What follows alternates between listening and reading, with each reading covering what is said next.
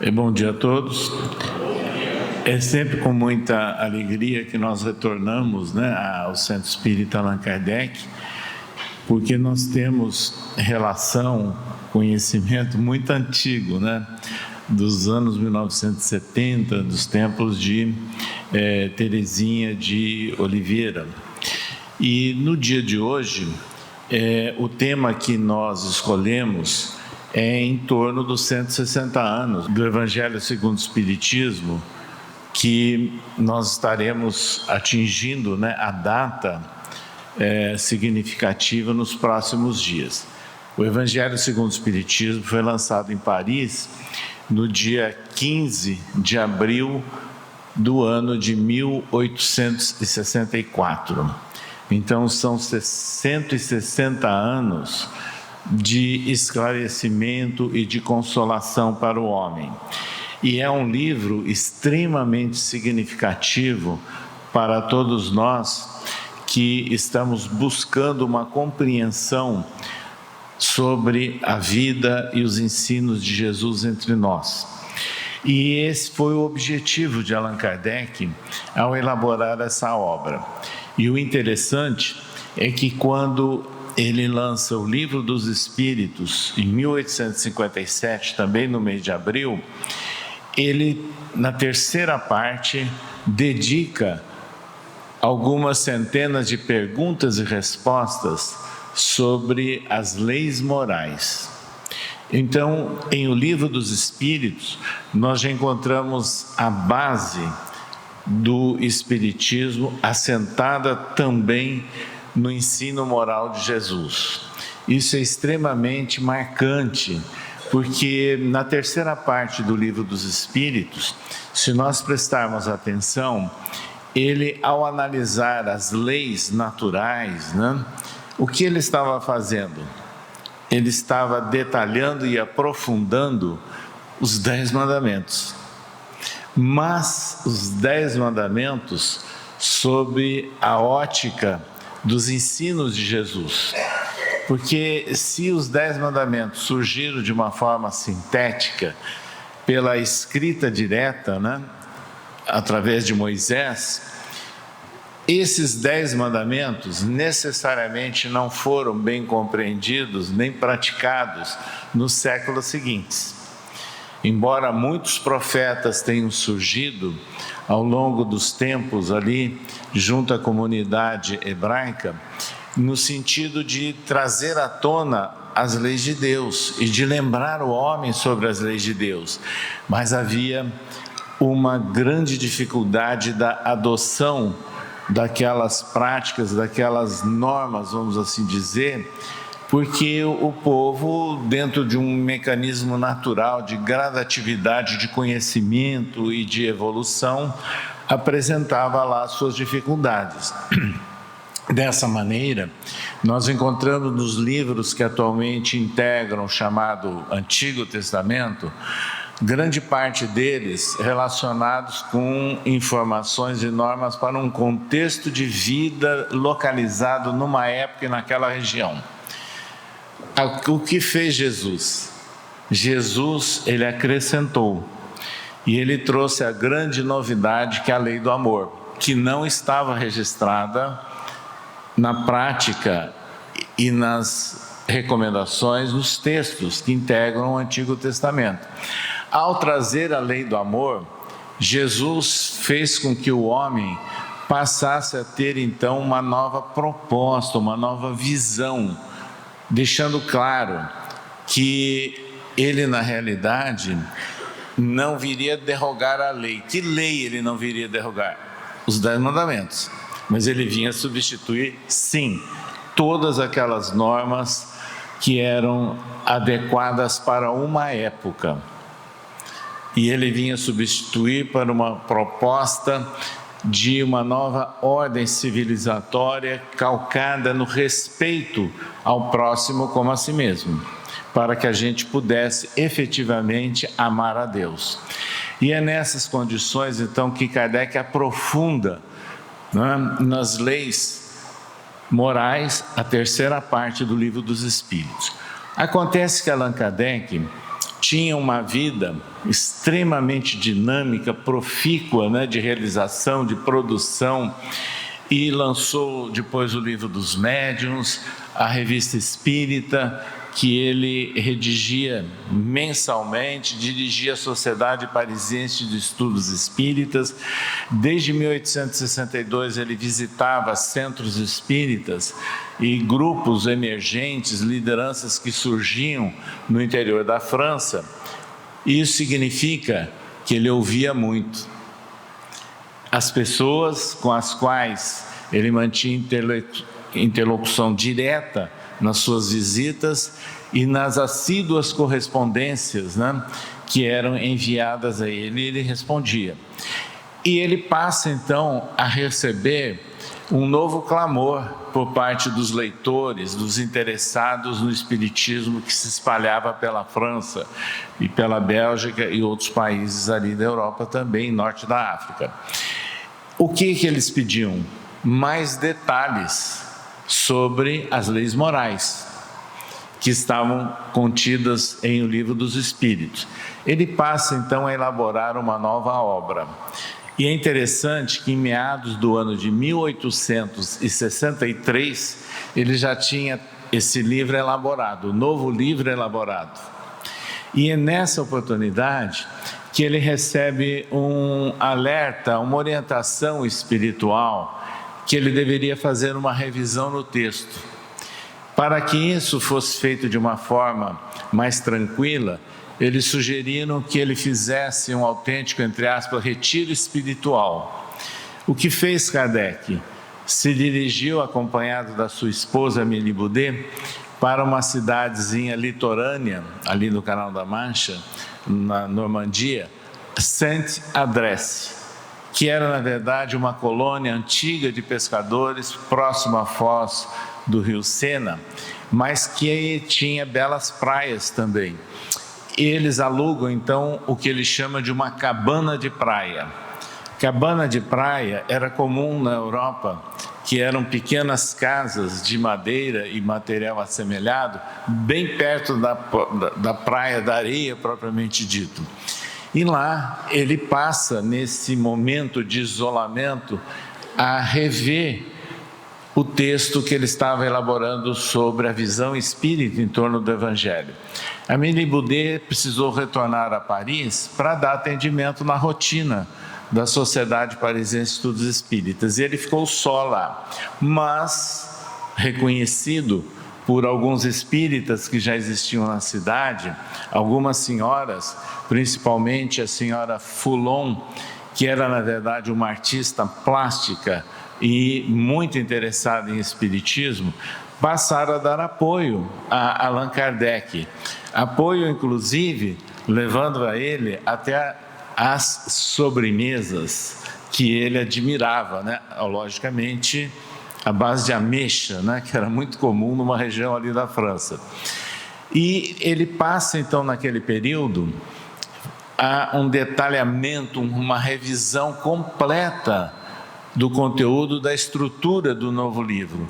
Ao mesmo tempo, ele estava recuperando a sua saúde, que já estava combalida. Ninguém vai se impressionar, mas embora muito jovem, né, Kardec, em torno de 64, 65 anos de idade, estava com alguma dificuldade de subir escada, problemas circulatórios nas pernas, pronunciando um problema que viria mais para frente. Nessas condições, ele se recuperou. Inclusive, levaram até para ele fazer um passeio de barco ali pelo litoral. Ele permanece 50 dias na cidade de Saint-Adresse. Quando ele retorna a Paris, ele havia alterado substancialmente todo o texto do livro e mudado a estrutura do livro. E entrega ao seu editor, que era o mesmo, né, que lá havia lançado o Livro dos Espíritos e o Livro dos Médiuns. Eles trabalharam rapidamente na composição e o livro veio a lume no dia 15 de abril do ano de 1864. O título original era Imitação do Evangelho segundo o Espiritismo. E é interessante que esse livro surtiu repercussão de imediato no meio espírita e fora. Menos de um mês depois, ele já estava incluído no Index Prohibitorum do Vaticano, justamente porque Allan Kardec tinha feito o grande desafio de fazer um livre exame do Evangelho de Jesus, o que não era permitido. O católico daquela época não tinha acesso à Bíblia de uma forma livre. O livro, então, ele passou a ser condenado nas paróquias. Há registros escritos, inclusive, de muitos discursos ou preleções feitos por padres dos púlpitos, combatendo ferreamente o Evangelho analisado pelo Espiritismo. Mas esse livro se espalhou pela França. Ele teve algumas reimpressões ao longo do ano de 1864 e começo do ano de 1865. Reimpressão é quando ele é apenas tirado uma nova cópia, impressa, sem alterações. Mas, ao mesmo tempo, Kardec, ouvindo, consultores, é interessante a gente destacar que Kardec era um intelectual, ele não era um médium como muita gente imagina, que ficava escrevendo acionado pelos espíritos. Não, ele era um intelectual, usava a razão. Aliás, ele escreveu isso: espírita sério é o espírita que usa a razão. E ele trabalha a ideia da razão junto à fé nos seus vários livros, Fé raciocinada só é aquela que pode encarar a razão frente a frente em qualquer época da humanidade.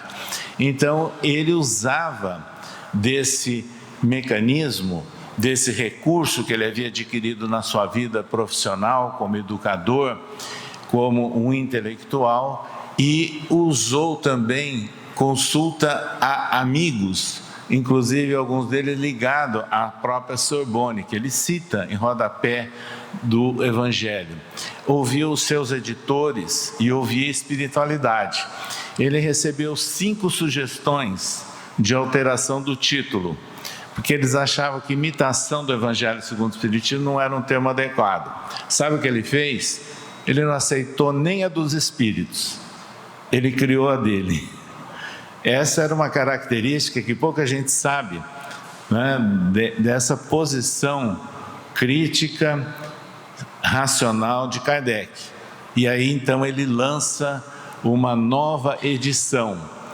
Essa nova edição, que é chamada a terceira edição e definitiva, recebeu o título do Evangelho segundo o Espiritismo. Ela ficou pronta no final do ano de 1865, mas ela só foi realmente divulgada nos primeiros dias do ano de 1866. É essa versão que nós dispomos no Brasil, que foi traduzida inicialmente pelo Dr. Joaquim Carlos de Travasso, médico político do Rio de Janeiro, e que fez uma tradução a partir dessa terceira edição, lançando-a no ano de 1876 por uma editora francesa radicada no Rio de Janeiro, que é a Garnier. E Dr. Joaquim Carlos Travasso usava 2 pseudônimos, Fortúnio e Confúcio, mas era ele próprio, o tradutor do Evangelho segundo o Espiritismo. Esse livro teve uma circulação não necessariamente grande por uma série de outros contextos no final do século XIX nem no início do século XX. Ele só vem realmente a ser mais divulgado no seio do movimento espírita a partir de uma tradução feita pelo Dr. Guilhom Ribeiro, que era também um intelectual ligado ao Senado da República no Rio de Janeiro, trabalhou com Rui Barbosa e era presidente na época da Federação Espírita Brasileira. Ele lança essa sua tradução na passagem de 1936 para 1937, e é essa edição que ganhou o Brasil afora, essa versão traduzida por Guilhom Ribeiro. E hoje, embora a gente saiba que existam aí dezenas de editoras com várias traduções do Evangelho segundo o Espiritismo, a de Guilhom Ribeiro foi a que mais se difundiu pelo país, é a mais conhecida. E é interessante destacarmos que o Evangelho segundo o Espiritismo, ele é de longe o livro espírita mais comercializado no Brasil. É aquele livro que se difunde pelo Espiritismo nos centros, em todas as instituições, e eu diria até fora do movimento espírita. Nós conhecemos outras instituições mediúnicas, mas não espíritas, que adotam o Evangelho segundo o Espiritismo e disseminam o Evangelho segundo o Espiritismo. Então, é uma obra que tem um papel dentro da literatura brasileira e dentro da literatura espírita.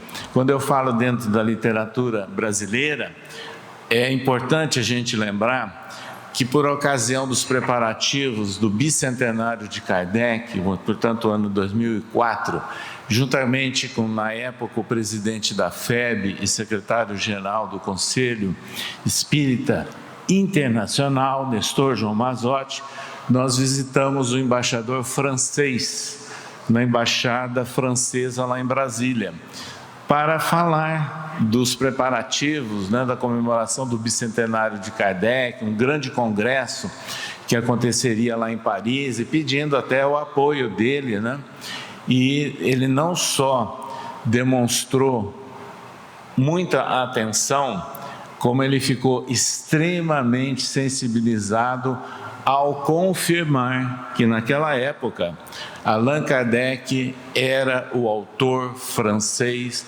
mais divulgado, mais vendido dentro da literatura no Brasil. Então, isso era uma honra, para o embaixador.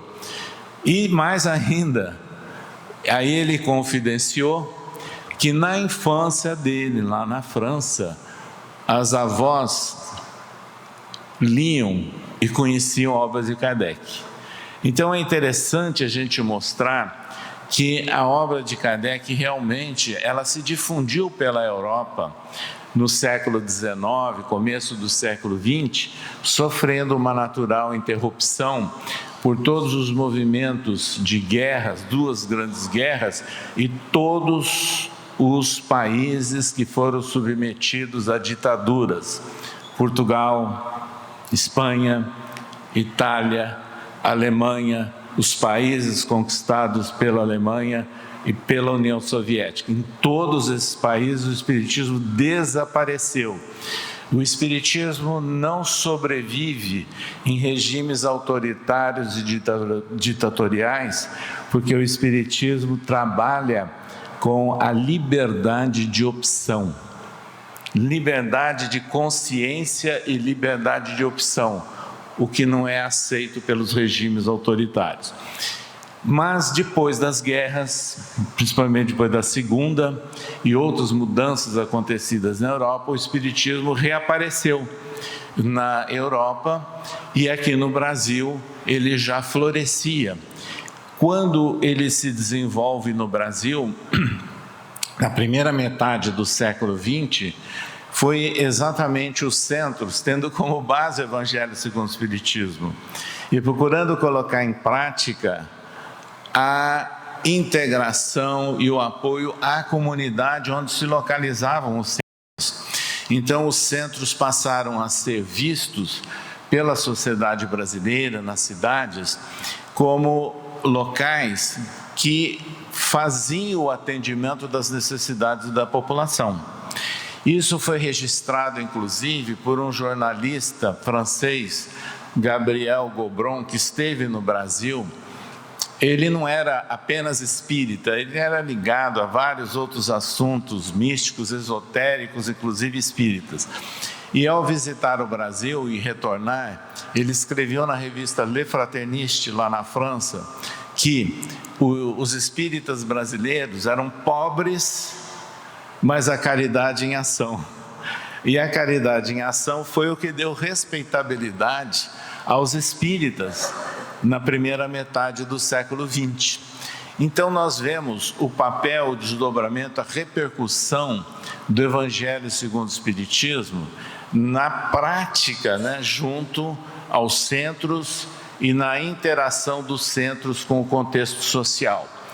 Mas qual é o papel real do Evangelho segundo o Espiritismo? Allan Kardec define na apresentação. Geralmente, não apenas os espíritas, mas os leitores em geral não leem prefácio e não leem apresentação. Deixam de entender a razão de um livro ter sido publicado. E Allan Kardec define na apresentação do Evangelho segundo o Espiritismo que o objetivo da obra seria o ensino moral de Jesus. Ele não entraria em polêmicas, em outros detalhes. E o que fez Kardec? Selecionou versículos dos 4 evangelistas, para desses versículos ele desenvolveu raciocínio em torno dos princípios espíritas.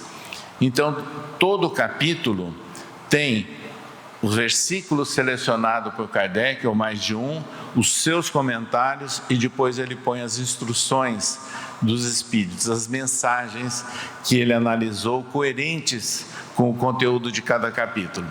Mas na apresentação, ele diz que além de definir o objetivo como ensino moral, esse livro seria a chave para nós compreendermos as palavras ininteligíveis dos textos bíblicos. Quando a gente fala a palavra ininteligível, é fácil de entender, porque muita gente repete, decora e repete palavras sem saber o que significa, porque foram faladas por Jesus em aramaico, foram escritas em grego, os 2 idiomas, e principalmente o aramaico, muito pobre. Sofreram várias traduções, depois para o latim, depois para os outros idiomas. Então nós temos aí uma dificuldade de entender muitas vezes aquela palavrinha colocada nos textos, eu diria, sérios bíblicos, né? Porque tem muitos textos alterados aí. Nesses textos, as pessoas muitas vezes não entendem a palavra, não entendem pela dificuldade do vernáculo, do contexto daquela época, para o contexto de hoje, mas falta alguma coisa. Alguma coisa é a chave que Kardec nos adianta, é a certeza da imortalidade da alma. Então ele passa, com base na certeza da imortalidade da alma, a mostrar os ensinos de Jesus, a sua pertinência, a sua consequência, a sua projeção ao longo dos tempos. E é assim que nós passamos, portanto, a compreender as bem-aventuranças contidas lá no Sermão da Montanha. E o Sermão da Montanha é longo, inclusive, não são só as bem-aventuranças, mas tem também recomendações, alertas e até nos ensinando a orar com a prece do Pai Nosso. Mas vejam bem, quando nós falamos em bem-aventuranças, Allan Kardec dedica alguns capítulos do Evangelho segundo o Espiritismo para análise espírita das bem-aventuranças. E isso é muito significativo e necessário para nós, porque muitos não entendem o que Jesus afinal estava prometendo, né? Essa era a dúvida cruel de Eurípides Barçanufo, lá em Sacramento. Jovem, professor, vereador, espírita no futuro, mas antes ele era coroinha, e nessa condição ele não entendia porque que o padre ficava falando em bem-aventurança se nada daquilo acontecia no contexto da vida da cidade de Sacramento. Depois de muita insistência junto ao padre, como ele era coroinha, uma pessoa muito séria, o padre emprestou a Bíblia para ele levar para casa. Ele leu, releu, não entendeu.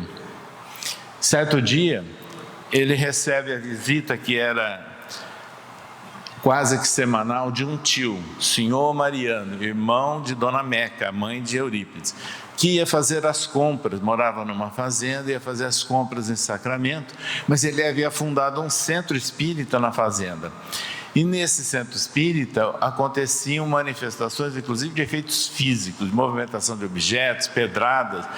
E o jovem Eurípides ficou sabendo disso e não entendia nada. E aí ficava crivando e provocando o tio.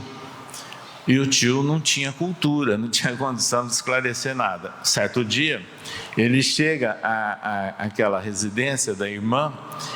o sobrinho estava esperando, ele tira da capa um livro e disse: meu sobrinho, tudo que eu gostaria de dizer a você eu não tenho condição, mas eu trago um livro aqui. Esse livro era o livro Depois da Morte, de Leon Denis, que havia sido recentemente traduzido para o português. Quando ele entrega esse livro, Eurípides naquela noite não dormiu. Os dois no mesmo quarto, e à luz de lamparina, Eurípides ficou lendo o livro, curioso pelo conteúdo. No dia seguinte, ele se deteve na leitura e rapidamente ele completou, então, a leitura de todo o livro Depois da Morte, e aí ele foi sincero, agradecendo ao tio que agora ele entendia a grandiosidade, a beleza da obra da criação, e passou a entender o significado do Sermão da Montanha. Então, o Sermão da Montanha e bem-aventurança para nós, bem todo mundo sabe o que significa, basta lembrarmos do contraste com relação ao mal. E bem-aventurança, bem de ventura, ventura é futura, destino. Então vejam, essa era a dificuldade. Porque quando nós escutamos alguma coisa ligada a uma aventurança, nós estamos pensando num futuro imediato, às vezes, né? De anos, de um período da nossa existência. Não é esse o significado. Jesus se referia em todo um processo de educação e de aperfeiçoamento espiritual que não acontece num único período curto de existência corpórea. Esse curto pode ser de 30, pode ser de 90 anos, também é curto. Ele acontece numa sequência evolutiva ao longo de várias vidas, várias reencarnações. Aí então nós entendemos o processo educacional que todos nós, espíritos encarnados, estamos submetidos. E nós vamos adquirir o estado de aventurança no momento em que nós incorporarmos realmente as ideias de Jesus, tendo por base a lei áurea do respeito ao próximo como a si mesmo, que repetidamente ele toca no assunto, inclusive no Sermão da Montanha. Então Allan Kardec trabalha esses temas no Evangelho segundo o Espiritismo. E aí surge o capítulo 5 do Evangelho segundo o Espiritismo, Bem-aventurados os aflitos, o capítulo mais longo da obra. Mas ele esclarece as causas presentes das nossas dificuldades, das nossas aflições, as causas passadas.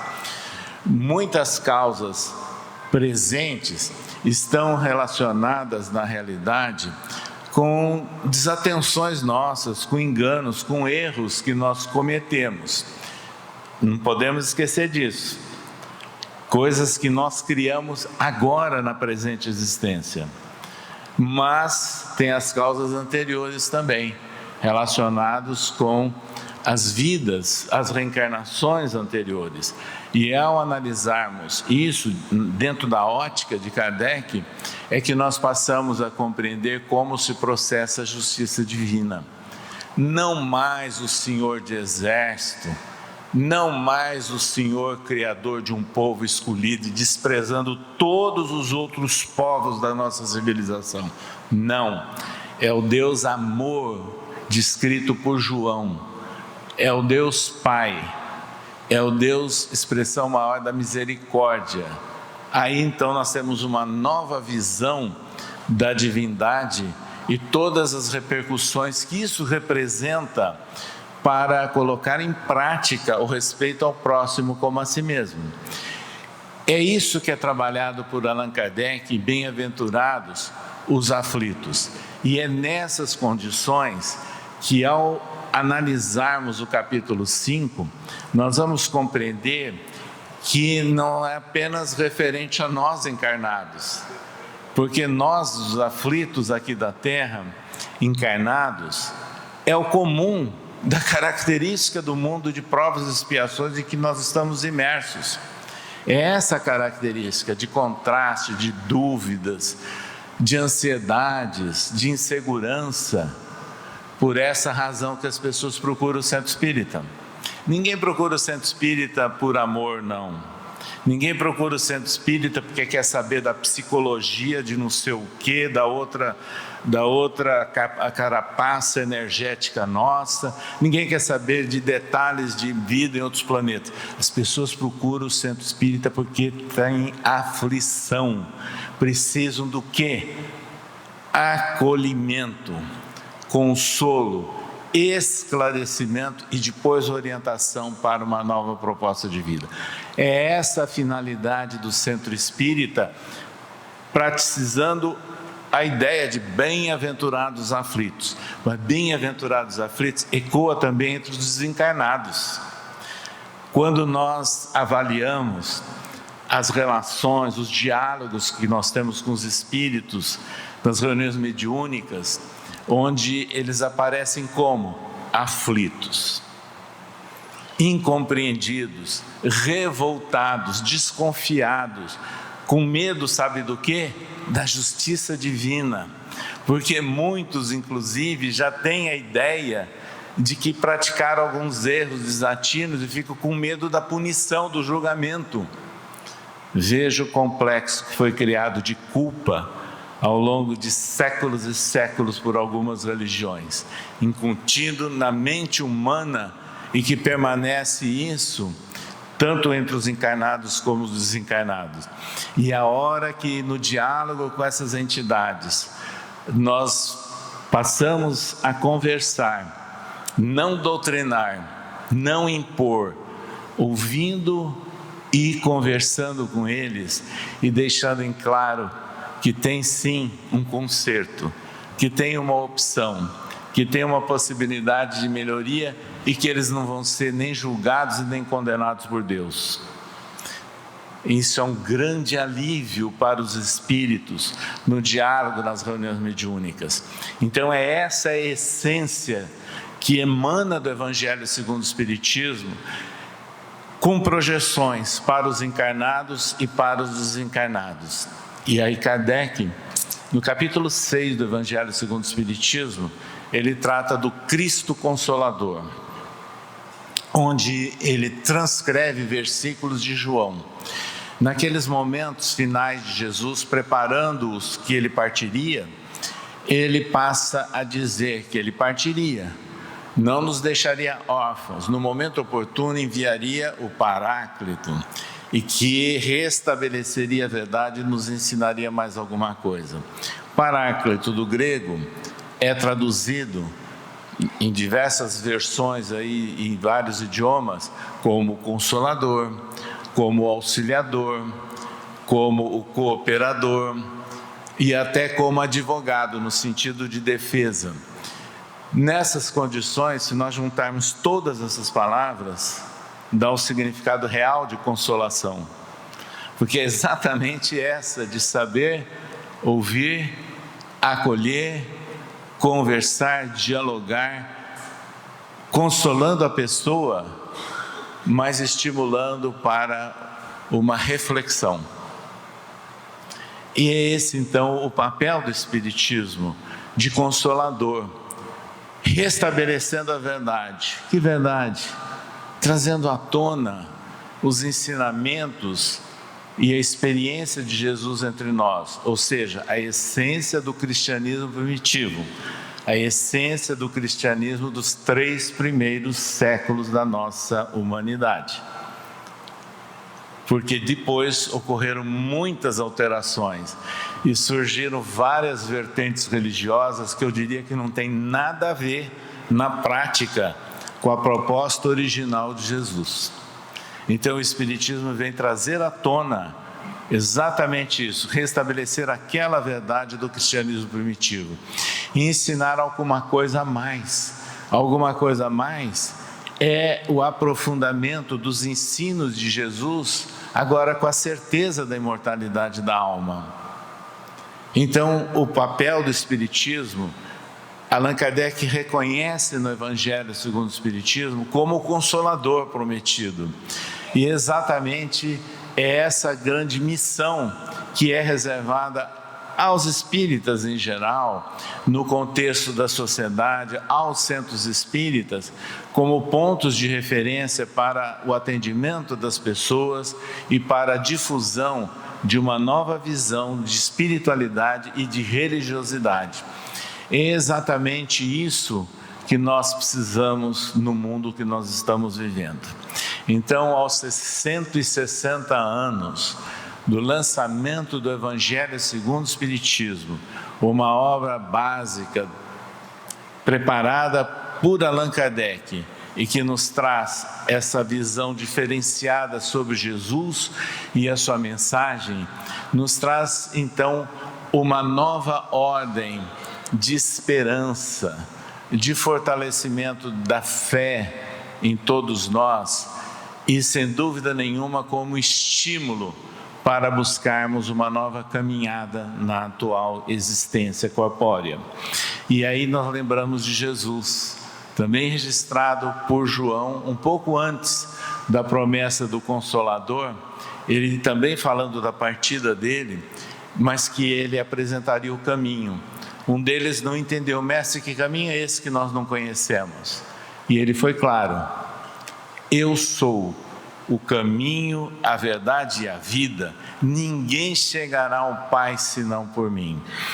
Ao dizer isso, o caminho representa na realidade aquela essência resumida, vamos assim dizer, no Sermão da Montanha, que é uma proposta nova para a civilização do futuro. É o novo caminho, é o novo roteiro que Jesus está propondo para a humanidade. Eu sou o caminho, a verdade. A verdade é algo que foi muito confundido ao longo dos tempos. Ninguém é detentor de verdade total, verdade absoluta. É por isso que Allan Kardec se contrapôs no Evangelho segundo o Espiritismo contra os lemas: fora da igreja não há salvação, fora da verdade não há salvação. O que ele colocou? Fora da caridade não há salvação. Ou seja, rompendo barreiras, muros e mostrando que a essência é a prática do amor e não as ideias exclusivistas de verdade ou de convicção. E é nessas condições que o próprio Jesus não respondeu a Pôncio Pilatos sobre a verdade, porque não adiantaria, ele nem entenderia dentro do contexto da época. Mas nós sabemos, através do Espiritismo, que gradativamente, numa fieira reencarnatória, nós vamos acrescentando novos conhecimentos e ampliando as nossas perspectivas de compreensão de uma verdade. Conhecereis a verdade e ela vos libertará.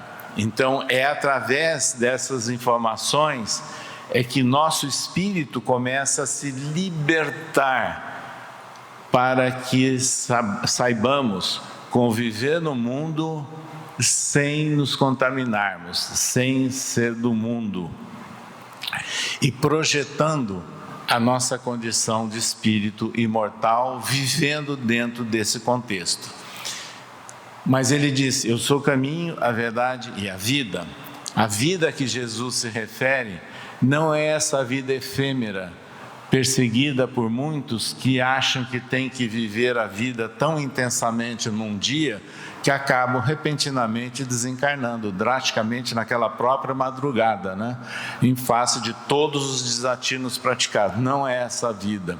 Não é a vida de alguma sequência de anos físicos, mas é a vida imortal, é a vida que não se extingue.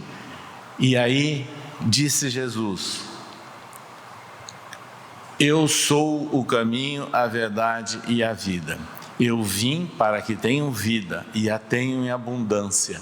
Ter vida em abundância, portanto, é usufruirmos das nossas condições de vida. Vida é movimento, ação. Mesmo que os nossos movimentos estejam restritos por alguma razão, nós podemos movimentar o pensamento, o sentimento.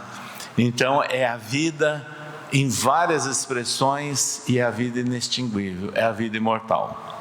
Assim, meus amigos, eu deixo aqui essas reflexões ao ensejo dos 160 anos do lançamento do Evangelho segundo o Espiritismo, para que valorizemos essa obra básica de Allan Kardec e tornemos essa obra cada vez mais lida, estudada e refletida. Obrigado.